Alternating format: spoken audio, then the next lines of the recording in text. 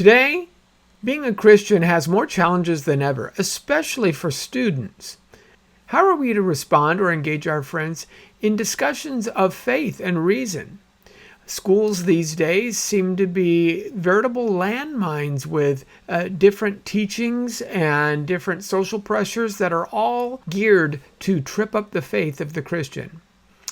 Well, hi everyone, I'm Lenny, and on this Come Let Us Reason, I bring you a talk that I gave to a group of students, junior high school students, who are looking to better defend their faith. Here I lay out 7 basic principles that are really bedrock ideas to help students share their faith with friends and family and defend the Christian faith from the objections of others.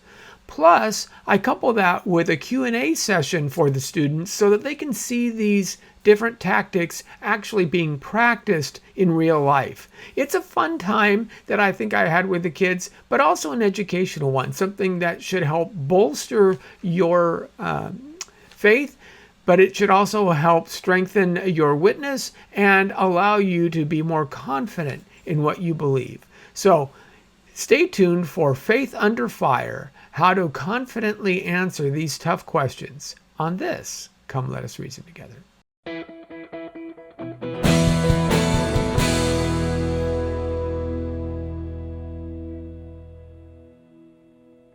All right, guys, we want to get started because I really want to get in all your questions. Want to make sure that I have time for everyone. My name is Lenny Esposito. I am an apologist, which is just a big fancy word for saying that I help people think through issues of faith, ethics, belief, things like that. And I've been doing it for quite a number of years now, but wanted to hopefully help you in dealing with issues, right? These can be tough sometimes when you come into a conversation and start to talk with people who maybe have a different understanding of things than you do. Now, sometimes people put up things or misunderstand what we're saying because they're not clear on the concepts. So there's a great website that takes packages and products that other nations have tried to translate into English with sometimes less than stellar success. For example, it's pretty hard to see with the lights in here, but on the top it says ingredients, show on the packaging, and it says keep in cool and dry place. Children under 6 years of age must be consumed. Under the guidance of adults. Do not bite with the teeth. Well, what are you supposed to bite with? Or how about this? Free wifeless internet. Bachelors only.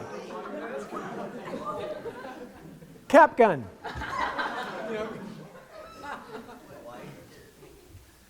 Month watering snakes. Anybody going to order this? Stewed chicken feet in abalone sauce. Ooh. This one's even better. Fly of fried fish balls that mozzarella cheese has entered. and of course, to complete your meal for dessert, we have fried enema. It's hard to see. It's right in there above the 28. Fried enema. Ooh. Rear cheesecake. You're hungry already, right? I'm so glad I'm doing this after lunch. Okay. As you can see, sometimes, even with good intentions, things can get misunderstood. Part of the reason why we have conflicts, part of the reasons why some people are so passionately against the message of Christianity is because they misunderstand Christianity. They hold what I call a different worldview.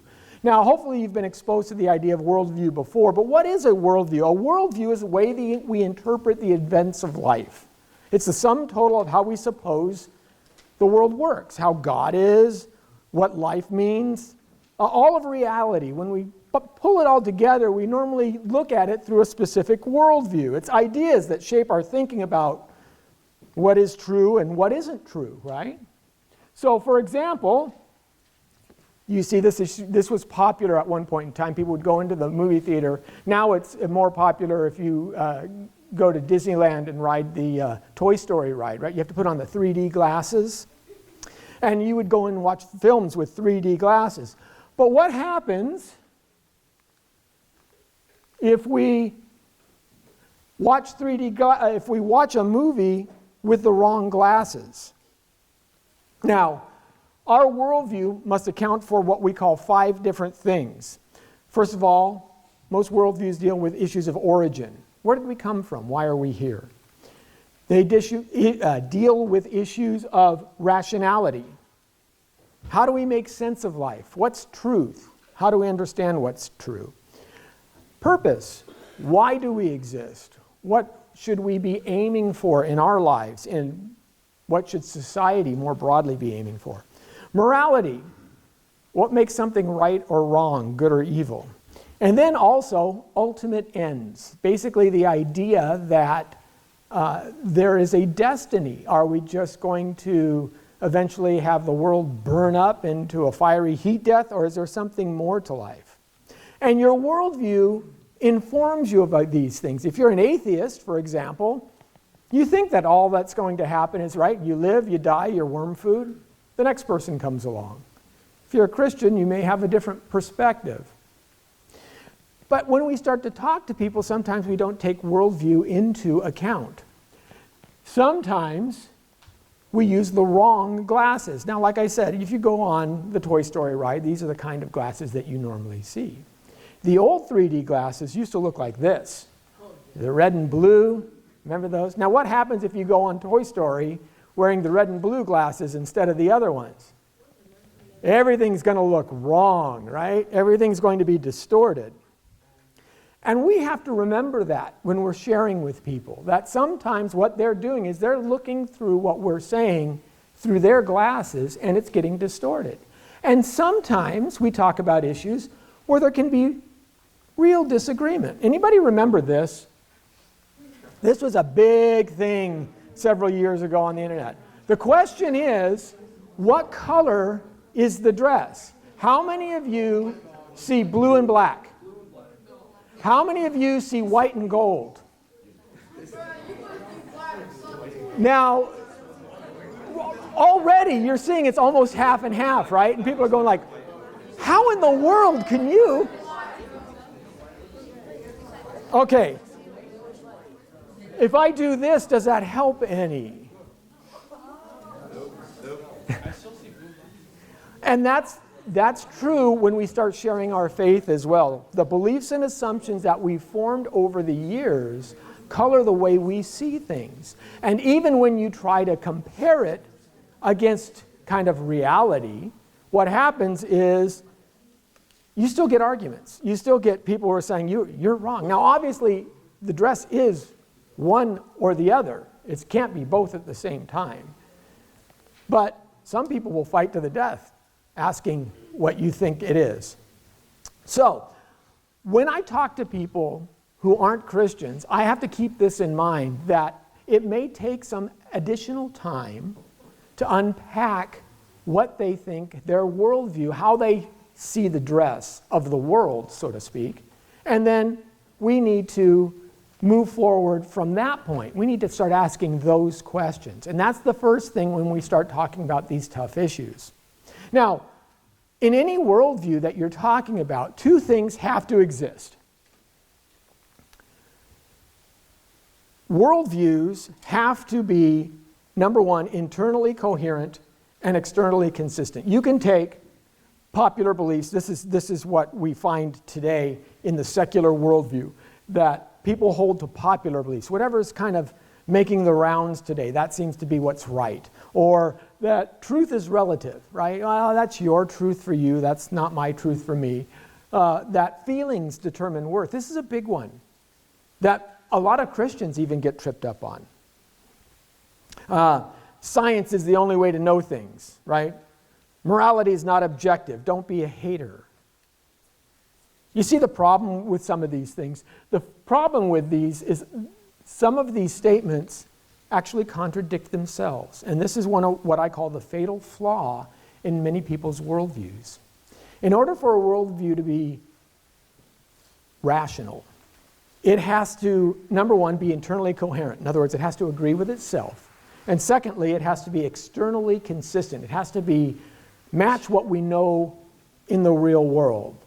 So, for example, there's a great clip of the original Gladiator movie where he's making a pronouncement, and they got the camera guy blew it because there's actually a couple of frames of an airplane flying over the sky as Russell Crowe is making his pronouncement. Now, obviously, there were no airplanes in ancient Rome, so it's an obvious mistake, and that's what I mean by saying it has to be externally consistent. You blow that in a movie, it takes you out of the fantasy of the film all the way. But with some of these external statements, you can find that they become self-defeating. For example, science is the only way to know things. Anybody heard that? Okay, well, here's the first question that you have to ask. Do you know that? Is that true? What science did you do to find that thing out? Did you boil something over a Bunsen burner and the smoke came up and said science is the only way to know things? Or did you, how did you know that? See, what they're doing is they're making a claim, science is the only way to know things. That is a claim of fact, but they've done no science to know the thing they're claiming. It cuts itself off. It's like sitting on a tree branch and cutting itself off from the base. So this is what I'm talking about when I say worldviews matter and why you sometimes have to step back and show people exactly where they're not necessarily going the right way. And when you get into conversations, I'm going to give you like 7 tips in order to walk through this process, how you can do it most effectively. And then we'll do some Q&A, as I said. I've wrestled back and forth with a couple of different analogies, but the analogy I think I like best, we've talked about these already, is the dance. Like formal dancing, ballroom dancing, dancing with the stars kind of dancing. I think this works really well because what you're doing when you're engaging someone who's skeptical or even engaging someone who's simply not a believer is you can't either dominate or you can't be too passive, right? If you want to dance with someone, you can't be the one that's like dragging them all around the dance floor and just come over here, and right? That's not dancing, that's not pleasant, nobody wants to do that.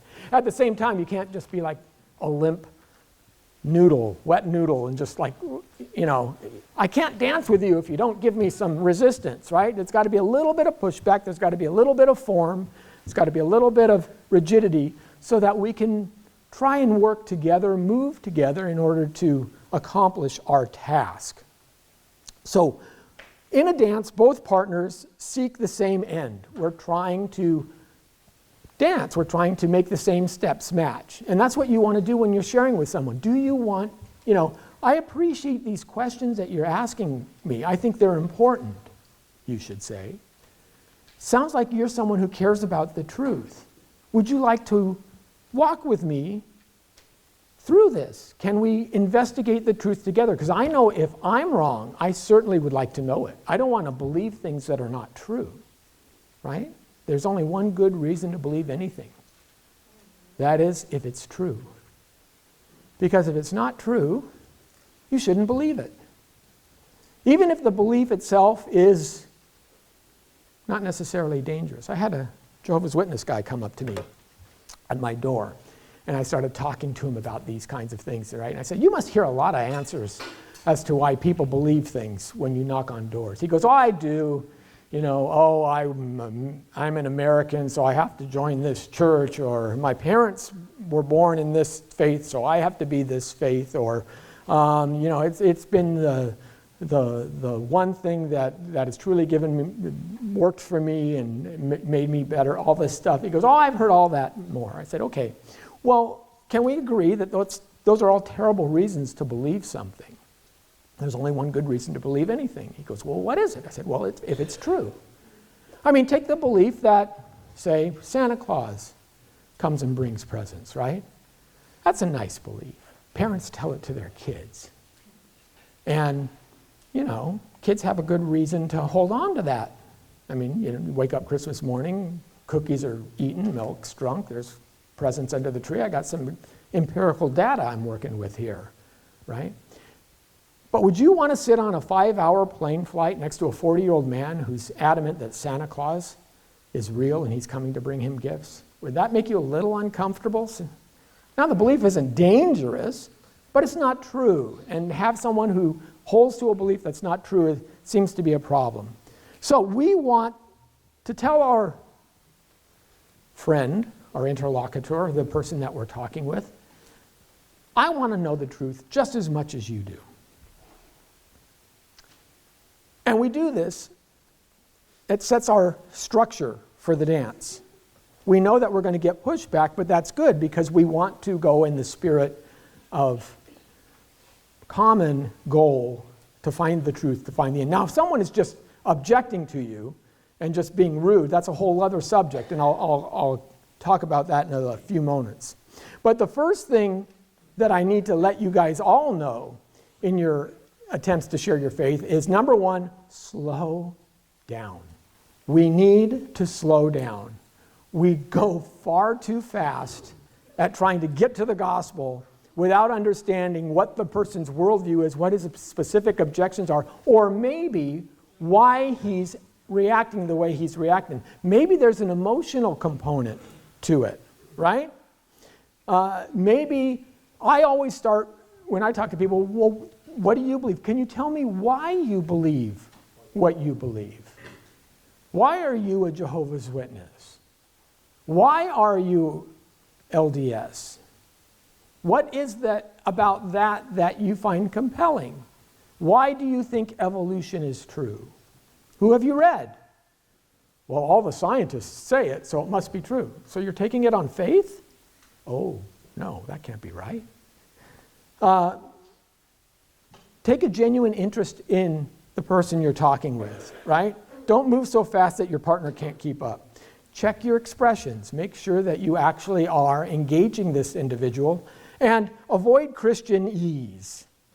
That's a big thing. Sometimes we talk about sharing our faith, but we use all the terms that we've heard in church, and they kind of make people outside church confused at best, uncomfortable at worst. In fact, the early Christians were accused by the ancient Romans of being cannibals. Why? Because they talked about eating the body and drinking the blood of Christ. And the people on the outside are going, you do what now? And they didn't get it. So you can see how it can be a problem. So we need to slow down. We need to take our time a little bit. Secondly, we need to listen to people. And sometimes we shout at people instead of listening to people. There's a reason why women in dances do all the jumps and men provide the lift, because there's a proper order to these things. Now, the way I do this, it's a really easy concept, is what I call the second grade class photo approach. And this is a good rule of thumb to get into. Remember the second grade class photo? How many of you had one of these? Now, a lot of you may have been homeschooled, but your parents probably had one of these. This was always torture for kids in elementary school. You know, teacher at the end, right? So that's my second grade class photo. By the way, when you get these, if I go back, when you get these and they pass them back out, what's the first thing that you do? You look for yourself. Why? Because you're the most interesting person you know. You're fascinating. You are just an amazing person, and you want to see how well you came out, right? Then you look for all those other people. Well, the same holds true in conversations. In the second grade class photo approach, you start asking questions. You start to say, tell me more about yourself. Tell me your background. What do you struggle with? Why is this issue so important to you? Why do you think that this matters quite a bit in what you believe, right? You want to establish this conversation, and the best way you do so is have them talk about themselves. People tell me that they've had the greatest conversations when they were heard. I don't have to say hardly anything, but, oh, this was great, man. You did so much, right? And Paul did this in in Acts 17 when he's talking to the men of Athens. I perceive you are very religious in all respects, he tells them at Mars Hill. Right? Starts off with a compliment. So, like I said, this is my second grade class photo. This is me. That was my love in second grade, Kelly. I have no idea where she is now, but this is how it works. People are interested in themselves, and you can engage them, and you can learn so much. You can find out that maybe what they're doing is they're mad at God because there was a death in the family or a struggle that they blame God for. And that's going to change your conversation drastically. Okay. Number 3, ask for the choreography. What do I mean by that? Basically, the rule is this. Ask more questions and make fewer statements. That's what you want to do. Ask more questions and make fewer statements. Christians take too much responsibility for defending every objection that they throw at them, right? They think that we have to bear the burden of truth. Well, what about the women at the tomb? How come the Gospels disagree on that? What about evolution? Why do you guys not believe in the scientific fact? What about? And we start, okay, well, let me look that up for you, or I can give you an article, right? We do this. But we never say, you know what? The reason-giving game is a two-way street. Why do you believe what you believe? What about evolution? Can you tell me which model of evolution you hold? Because there's more than one. And I want to make sure I'm answering the type of evolutionary theory you're proposing. Is it punctuated equilibria? Is it steady state theory? You mean you can't even tell me which of the evolutionary theories you hold? How much have you actually investigated this? Well, I don't know. You see the problem. How can I answer you effectively if you don't know what you're asserting? They have to be internally coherent and internally consistent. Now, 2 ways you can do this, the 2 key questions that you want to go, and this is highlighted by Greg Koukl in his book Tactics. He calls it the Columbo tactic. Columbo was an old TV show where a very bright detective would pretend kind of that he was confused and bumbling, and he would just say, you know, something really bothers me. Can you help me out here and explain this? And he would always get basically the killer to trip himself up because he would be asking the killer questions to the point of where he would show his hand. So what you can do is you can ask, what do you mean by that? Evolution, what do you mean by that? What does that mean? Oh, it just means things change. Well, I believe that as a Christian. Things change. You should see my room. You get cleaned up and it changes, right? Oh, no, I mean like bacterial resistance to penicillin, that kind of thing. Oh, I believe that too. I don't have any problem believing that there can be a mutation in a bacteria so that it's developed a resistance to a penicillin or an antibacterial drug. I don't have a problem with that. What I have a problem with is moving from, say, lizards to birds. Genre changes, things like that. What do you mean by that? What do you mean by evolution? And then the second question is, how did you come to that conclusion? What facts? It's not enough to just assert that this is what you mean. How did you get there? Do you have evidence for your view? Do you have evidence to support why you believe what you believe? I only believe what can be tested. Science is all we can know. We talked about that. But you could say, well, you know, science, that's a big area. What branch of science are you talking about? Which science do you mean? Because not all science is empirically testable, right? Astrophysics, quantum mechanics, we can test certain aspects of it. There's things like entanglement that we have no idea what it's all about. Do all branches of science have the same track record in being right? Probably not. How do you know that science is the only thing we can know to be true? What did you do to find out that piece of truth? How does science prove that all people are equal, for example? Pretty good question. Do you believe all people are equal? Yeah. What science did you do? Is it you hook everybody up to an EEG? because they're not going to be equal. People are going to be taller, shorter, faster, smarter. In every conceivable measure that we can measure folks, they're going to be different. So what is the thing that makes them all equal? And can science tell us that, or do we have to look elsewhere? Once you've continued this conversation, and again, you're asking more questions than making statements. You keep trying to drill down. Ultimately, you want to lead them to their conclusion. Now, this person is going to have a very bad day in the convertible. They are getting ready to experience something that's not pleasant. So, imagine we're talking to the person who's asserting science.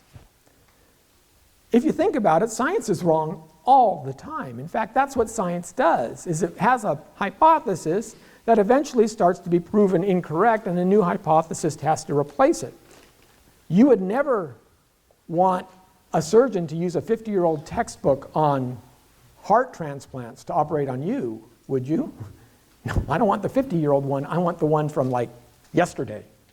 Give me the best data, the newest data. So there's a whole range of things we can know also that science can never explain, such as if a person's in love. There's no scientific test that can tell you whether a person's in love. Or what did you dream? Now, you may be able to chart rapid eye movements that may signal someone's dreaming, but telling you what you were dreaming, that's first-person experience. You have to ask them. Okay. Lead them to the result of their conclusion. Say that, then you're saying love is not real, that people can't dream because science can't tell us that. It makes no sense. Also, don't let them step on your feet. So this is what I mentioned earlier when people just try to kind of bulldoze you. Smoke screens and dodges are what I call them. Smoke screens, dodges, red herrings. When they start to say, well, what about the, what about all the hypocrites in the church? It's like, well, we're not talking about the hypocrites in the church. We're talking about the belief systems, right? You never judge a belief system by its abuse. Jesus wasn't hypocritical. And if we're trying to follow Jesus, that's all we need to do. You can ask your person, do you honestly want to find the answer to these questions? Because if you don't, then you're kind of wasting my time to sit here and argue over things that you're not going to accept anyway. Maybe you ask, what evidence would you accept? What would you need to see? And they may say something, I need to see, God standing before me right now. Well, is that proper evidence?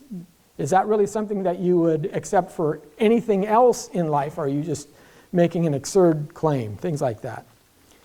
Okay, lastly, really quickly, that's what a red herring is. It's trying to divert you. What about all of these other problems? I don't need to talk about all these other problems. I want to talk about you and your belief system. Lastly, find their style. No one is really a relativist.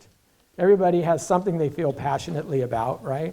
Oh, I think it's okay, tagging is just an art expression. Great, where's your car? Oh, all of a sudden, tagging my car. Oh, no, can't do that. That kind of thing.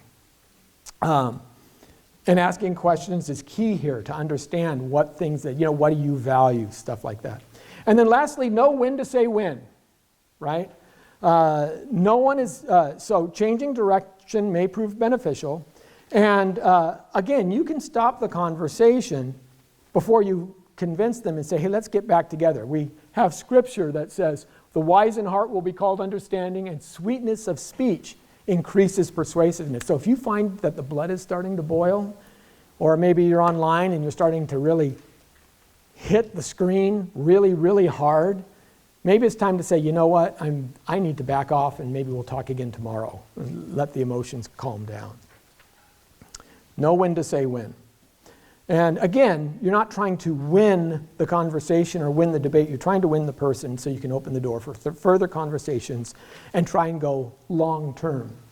And ultimately, you have to eventually put in the practice time. You got to do this. You got to try it. Try it easy first. Try it with a friend. Find a mutual thing with which you disagree, and you can start practicing there. One topic, one issue. And then once you get good at that, then you can go to the next one. So those are just some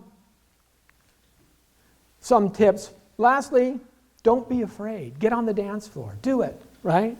There's nothing to fear. It's the famous 1 Timothy 6:12 says, fight the good fight of faith.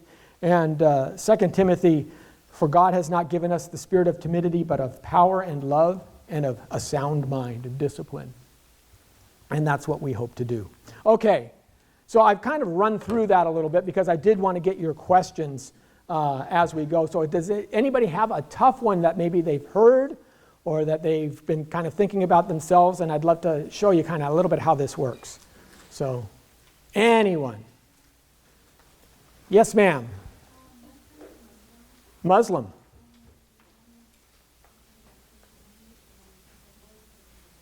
And what was the end? What's the purpose of life? So your friend is Muslim and you're Christian, and you're both talking about the issue of the purpose of life, which is interesting. There's a different concept in Islam about God in general. So God is not love in Islam. He's beneficent, merciful, right? There's the 99 names of God that the Quran talks about. But God is something wholly other than human. In fact, to equate God with humanity is to commit the sin of shirk. It's to commit one of the greatest sins in Islam, because God cannot be reduced to a man. He's a tawhid, is the Islamic term. So the purpose of life becomes different. With Christianity, we hold that the image of God was placed inside of us by God. There's something that we and God share. Us in a limited capacity, him in an unlimited capacity. So the capacity to understand the spiritual is one of those things. The capacity to love. We believe God is ultimately relational. And this is why we believe God is triune, because God doesn't need humanity in order to love. He could love within the Trinity prior to even any point of creation. Our purpose is to love God, is to basically love God and enjoy Him forever. And that loving God means actually also exploring Him, understanding Him, uncovering the depths of who He is. Islam would never say that you would seek to, because they would believe that God is so far distant from you, you could never explore God. Their name, Islam, right, means submission. That's what the word translates. So their primary purpose is to submit to God, is to bow down and do whatever God says. Islam is primarily something that you have to do works of. There are 5 basic pillars of Islam. The first one is prayer. You got to pray 5 times a day. And the 5 prayers of Islam are specific. You have to do it in a specific order with specific movements and specific words. You have to do a Hajj, do a pilgrimage once a year. You have to give alms, 1/40 of your income. So there are 5 different pillars in Islam that you have to follow, and it's all about submitting. It's not about enjoying. That's the difference. But that's a good place to start. Now, which God would you rather follow? The one who says, come and learn and grow in love as you learn of my love?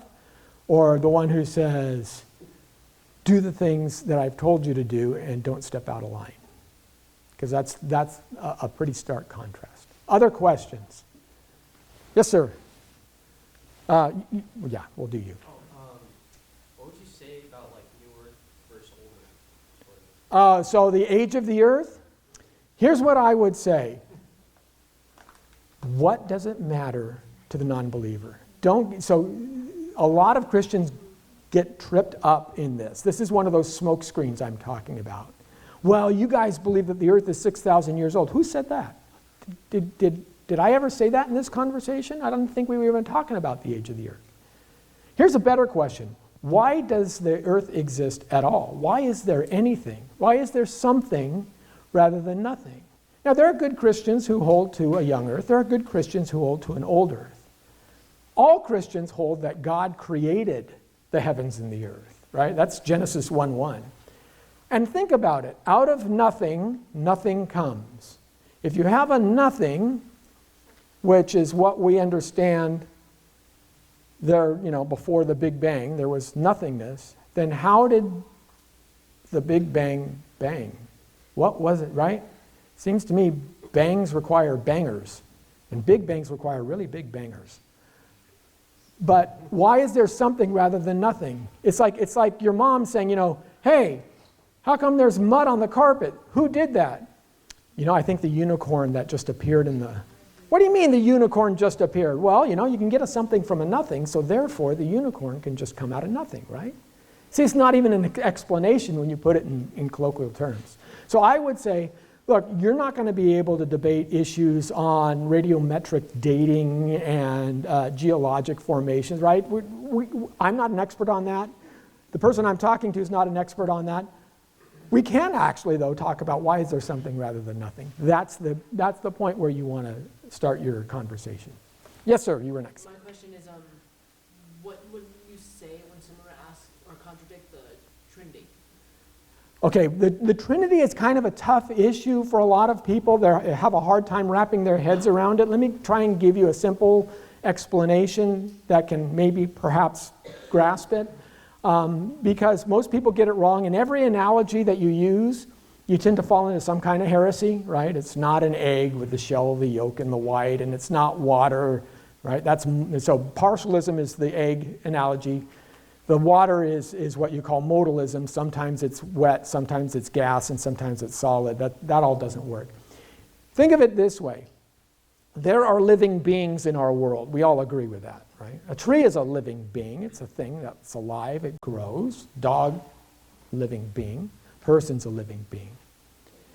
A tree has zero personhood in it.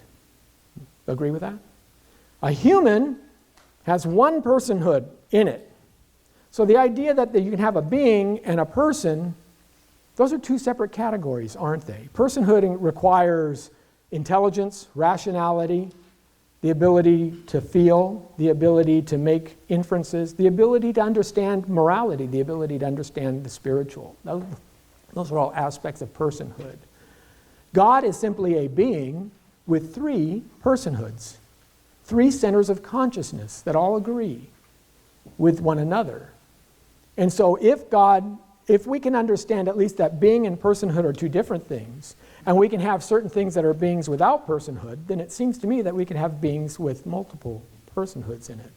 And again, why does that help us? Because God could show love, right? If God is love, he was love before he ever created anything. Well, how do you do that unless you have something to love? But the Father could love the Son, and the Son could submit to the Father, and it would all still work. Even within himself, God is completely self-contained. That doesn't work with any other belief system than Christianity. So that's one way I would approach it. Yes, ma'am? Are there times when science lines up with the Bible? Yes. In fact, what we keep finding as we go through things, if we understand, for example, special creation, things of this nature, the more we understand science, the more we're starting to be amazed at how much God's fingerprints are around everything. Now, there's a lot of different ways you can slice this. If we just take the creation accounts, for example, people used to believe that the universe was eternal in the past, that it always was. And the Big Bang Theory and things like that have shown that, and we have enough data to know that the universe actually did begin to exist at a certain point in the past. That's pretty much irrefutable. Most people accept that. And it was so frustrating in the mid-20th century, in the 50s and 40s, things of that nature, that a lot of scientists did not want to believe that. They wanted to believe that the universe could go on existing forever. But then Bell and Penzias in 1967, they won the Nobel Prize for this, heard this, what they call cosmic background radiation, which proved that there was a specific creation event. And Robert Jastrow, who was the head of NASA, gave an interesting interview with Christianity Today, where he says, for the modern scientist, it's like a bad dream. For hundreds of years, they've tried to study and hone and come up with the idea of what the universe is and how it came to be. And when they climb under that last crag and they look at the top, there's a band of theologians who've been sitting there for centuries. Because we've all been saying, no, the universe can't be eternal. God had to have created it. So if you start talking about things like the gravitational constant, unfortunately I don't have the time to give you the numbers, but that's just one of them. The Earth is so finely tuned, so delicately balanced, or the universe I should say, is so delicately balanced that the attraction, the gravitational pull, that force, that constant value, if it was changed in 1 quadrillion of a quadrillion of a quadrillion of a quadrillion of a quadrillion, it would make life impossible in the universe. So when we start looking at things like that, we actually see that not only does it align with the Bible, it actually supports the idea that there was a designer finely tuning the universe. So, yes, sir. What would you say if someone was like, if there's a God, like why does he allow like cancer like to be? So the problem of evil is probably one of the biggest struggles with which you'll be faced. Now, can I ask you, why did you ask that specific question? I don't know. I feel like a lot of people say that. Okay. A lot of times when I ask, I will follow, did you ever have anyone in your life that had cancer? Because that's really important to know. Because if they're saying, yeah, my mom, and she's really struggling hard, that's going to change the way you're going to talk to them, right? And that's going to, because emotionally, he's not sitting here just weighing things out like a judge on a bench. He's vested in this, and you want to talk about this. But for the problem of evil, we've got to talk about a couple of things. First of all, what kind of evil do we mean? There are two types of evil when we talk about the problem of evil that we have to think about. There is moral evil and natural evil. Philosophers classify these into two camps. Moral evil, that's easy. That's evil that people do to one another. Rape, murder, pillage. Why is there all this evil in the world? Because people are evil and they want to act on that. That's why I'm trying to share Jesus. The only way to stop people from being evil is to change their hearts. But then there's the natural. What about those tsunamis? What about the cancer? Okay, those are issues of natural evil. And why does God allow that? Well, sometimes in our fallen world, we have to allow for certain things. For example, imagine that you were impervious to cancer. You could never lose a limb, that you could never die by falling off of a cliff. Basically, you're Superman, right? I mean, that's really what it comes down to. Okay, but we've already agreed that there's a thing called moral evil. How many of you saw the film Man of Steel? Remember the film Man of Steel? Superman is facing off against General Zod, which was another Kryptonian. Now, General Zod wants to take over the planet. He doesn't care about humans. He wants to kill them all because he'd want to make this a new Krypton. How do you conquer a General Zod who has sin in his heart?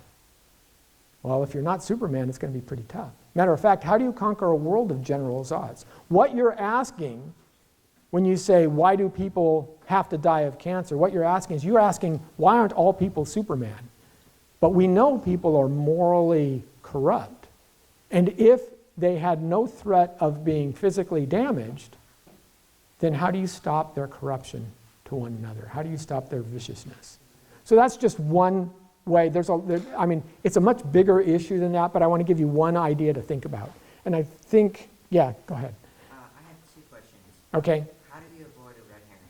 How do you avoid a red herring? You have to recognize it. So if all of a sudden something's coming off topic, like I said, the age of the earth, you start to, wait a minute. I thought we were talking about whether science is true or not. You know, if I were to, you can either okay, fine, I'll concede the earth is, 13.4 billion years old. Does that mean that Jesus didn't rise from the dead? You know, what is our subject that we're talking about? And let's not get off track. Maybe we can deal with that another day. Well, what about abortion? Well, okay, I thought we were talking about Jesus. Why are you talking about abortion? You know, I can tell you about that, but that's not our conversation. It seems to me that you're feeling uncomfortable over here, so you want to change the subject. So you can actually just start talking about things of that nature. And that should help. What's your second question?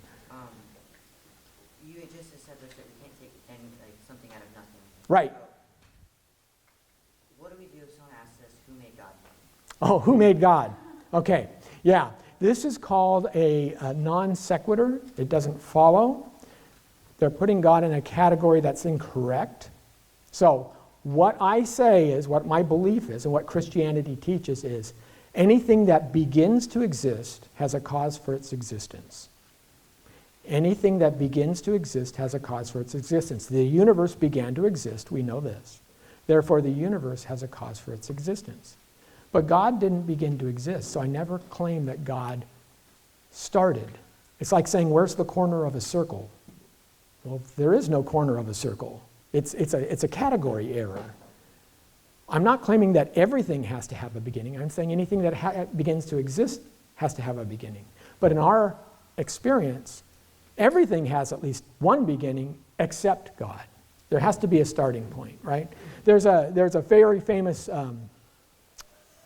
talk where Bertrand Russell, who's an atheist, was approached by a lady, and she said, "Oh, you're very clever, Mr. Russell. You know, you're trying to confuse me with all this talk about science and Earth, and we all know that the Earth sits on the back of an elephant, which is riding on top of a turtle." And Russell says, "Well, wait a minute. What's the turtle standing on then?" And she goes, "Oh, you're so clever. No, it's turtles all the way down." So that's called an infinite regress. And it explains nothing. There's no such thing as turtles all the way down. Well, why couldn't the universe just create itself? Because the universe had to have a start. And how do you get started if you don't exist? Right? Plus, it has to have a motive. How does the universe have a motive to change its state if it doesn't exist? So who created God? That's like saying, can God create picante sauce so hot that even he himself can't eat it? It's like, no, that's an illogical, that's just words. You've put them all together, but they mean nothing.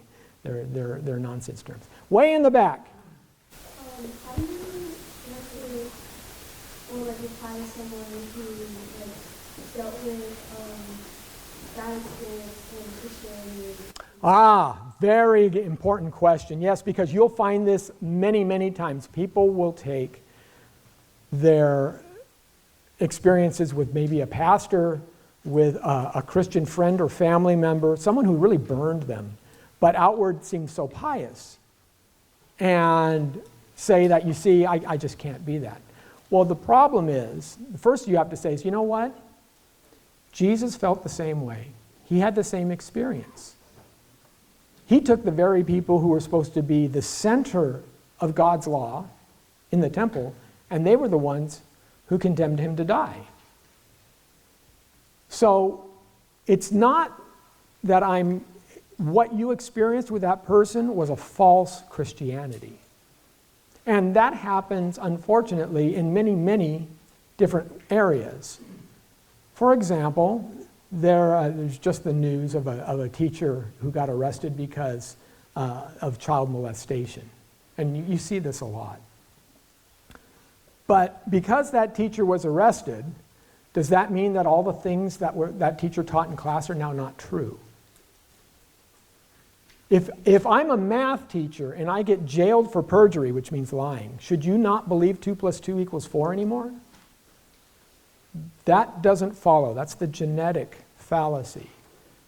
And again, what you say is, look, I agree with you that those are horrible things, but you should never judge a belief system by its abuse. Jesus never did that. That person may have Jesus wrong. What I'm trying to do is find the right Jesus, the true Jesus. Would you like to find that Jesus with me? That may help overcome some of those barriers. Now, there still will be emotional trigger because all the language and the words and the prayer and the movement is all associated with those bad feelings, and that takes time to overcome. It's going to be a long walk, but that's how you can start. Okay, yes, sir. This is a really big topic, right? You probably invested decades in this. Yes. How would you go about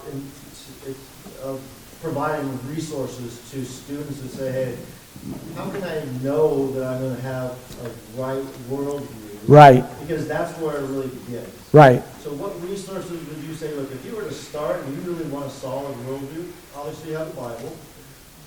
But what other resources would you say, hey, this would be a great place to start so that you can get your worldview aligned with the Bible Okay. quickly? So it's a good question, and for this age group, there are a few resources, but not as many. Sean McDowell has written some stuff. The first thing I would say is I have over 1,000 articles on all these topics at comereason.org. And I'm putting out a video every week. So one of the things, look, the goal here is not to make you memorize all the things that I just said. The goal here is to let you, A, understand the process, and more importantly, let you know that those kinds of answers do exist. And we shouldn't shy away from the challenge when we can take it in an appropriate way. So then you can say, you know, that's a really good question. Can I go back and do some research and find out? Maybe we can meet for lunch next week and continue the conversation. That's one of the things that you want to do. But for your own worldview, I mean, obviously, your weekly Bible study sessions, you know, meeting here for youth group, things like that, that's a key start. I'm working on a curriculum right now that's going to come out in a couple of months that's going to help kind of unpack some of this stuff. But finding resources for youth, it's starting to grow, but it's not quite there yet. And sometimes you've got to take them on a case-by-case basis and understand. I mean, we've covered a lot. We've covered the idea of the Trinity. We've covered the idea of creation, right? We understand ultimate ends in our Christianity, you know, that God wishes us to be with Him forever, that we have therefore a purpose. So the fundamentals are all there. It's just a matter of filling in the gaps for those. But it's a wonderful question, and I'm sure there'll be more that we can find for it. So yes, sir, or ma'am. What grade is your curriculum? It will be upper high school, but it's going to be a video curriculum, so you can go online. I mean, you can take it at any point in time. It's called Uncovering the Hidden Riches of Christian History, and I start at the Pentecost and I go all the way to the Reformation, and I show how the historic issues that have come up through Christendom over that 1,500 year span actually can be used to answer questions about issues today. How the Gnostic problem can talk about transgenderism, or how Arianism actually answers the Jehovah's Witnesses, and all that fun stuff. So there's a lot that's going to be there. I think I saw one over here. Yes, ma'am. How is natural selection real, but evolution not? If there was like enough time for natural selection? So there's a really specific question. So natural selection is true to some extent, because natural selection doesn't do all the work of evolution. The process of the mono-neo-Darwinian synthesis, this is what they call it, isn't simply Darwin's model of natural selection. It's bigger than that. First of all, there's mutation.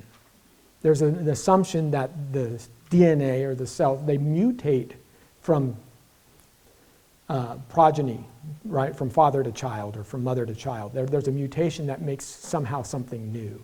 That's the first problem. Most natural selection mechanisms that we've seen, Richard Lenski's E. coli experiment, Michael Behe does a very good job of this in Darwin's Black Box and some of the other books that he's put out, show that what natural selection tends to do is it tends to break things. It doesn't tend to make things. So something has a new ability because what was put there before was broken and it's no longer stopping, right? You ever have an itch in the back of in the center of your back and you just can't get it? Well, you know, if I broke my elbow, I could reach the center of my back real easy. I'd have a new, right? But everybody says, well, I don't want to evolve like that, you know, by breaking my elbows now no longer work because there's detriments to it. So most natural selection functions in that way where you lose something, but it seems like you have wow, but you can reach the middle of your back. How cool. Yeah, but I can't pick up a shovel or I can't drive anymore because, you know, was it worth it, right? And so that's part of it. And then you have the Evo-Devo model, but all of these things start to get very, very technical, very, very fast. It still doesn't explain where the new body plans come from, where the new pieces of information. In order to build a wing, you have to have a lot of pieces of DNA altogether. And then there's other things that talk about gene expression.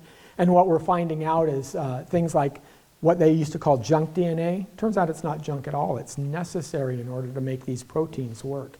And they just won a Nobel Prize for that last year. But it's what the people who believe in intelligent design said. I bet you all that junk DNA that he says is wasted from evolution. It's actually not wasted at all. It's actually doing something. So there was a prediction that the Christians made that proved to be true in science. But yeah, natural selection by itself doesn't help you. Now, I don't know how much more time we're supposed to have. What time did you, was it supposed to be 1:20 to 2:20? 2 minutes. 2 minutes, okay. Who wants to go next?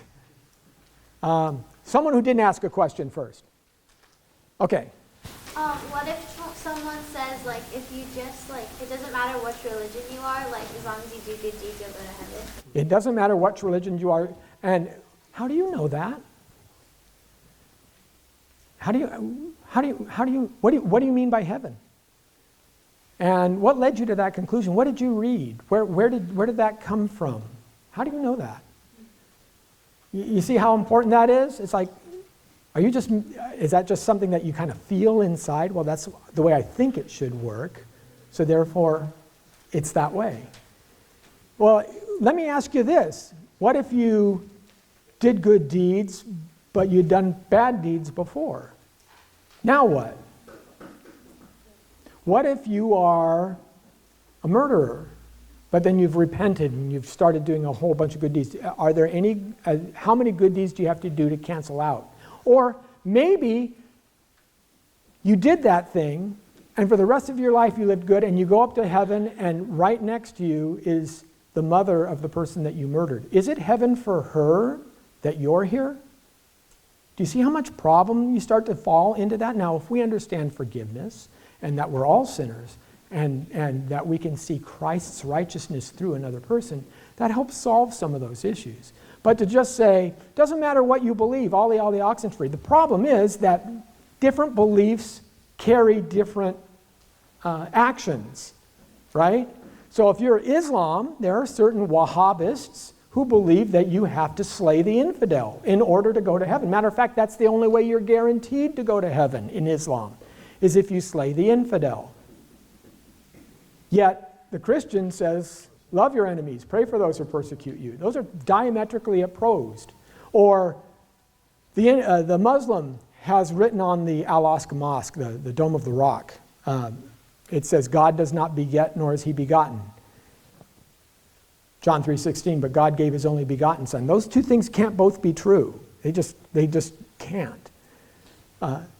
Heck, the Aztecs, right? They would kill thousands upon thousands of people, slaughtering them and pulling their hearts out alive so that they could offer their beating hearts to the gods. And they did like 800,000 over the course of a century. Are you saying, and they thought what they were doing was good. They thought that they were honoring their God. So is that what you mean by just do good and go to heaven? You see the problem. When you actually play it out, it really starts to fall apart.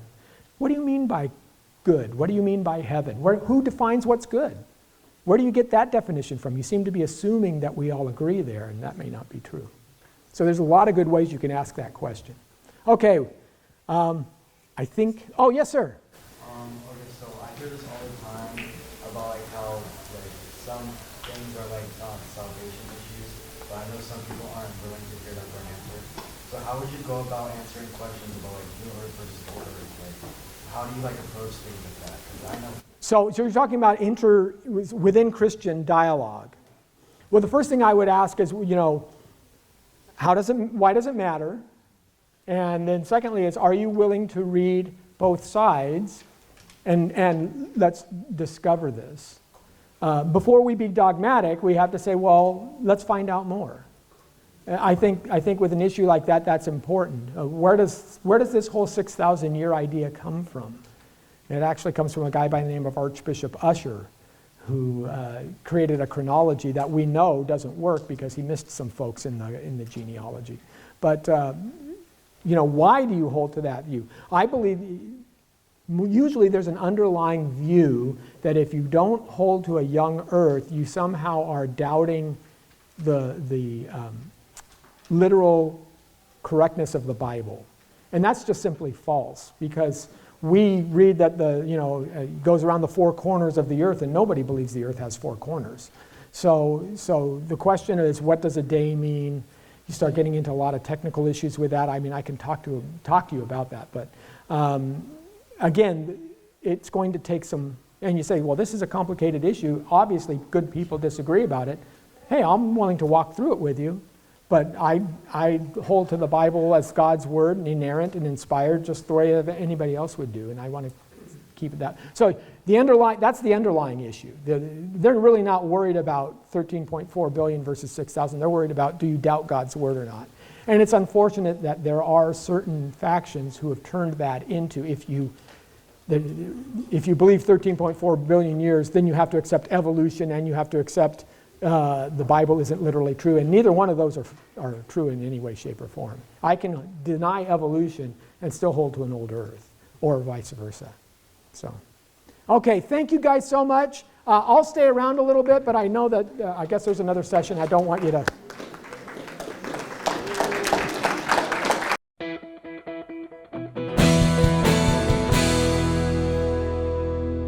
Thank you for watching this Come Reason video. I hope you enjoyed it. If you'd like to see more videos like these, consider subscribing to our Come Reason YouTube channel by clicking on the subscribe button. And you can follow us on social media. Lastly, if you'd like to help keep these kinds of videos free, consider providing a donation by clicking on the donation button beside me. Thank you.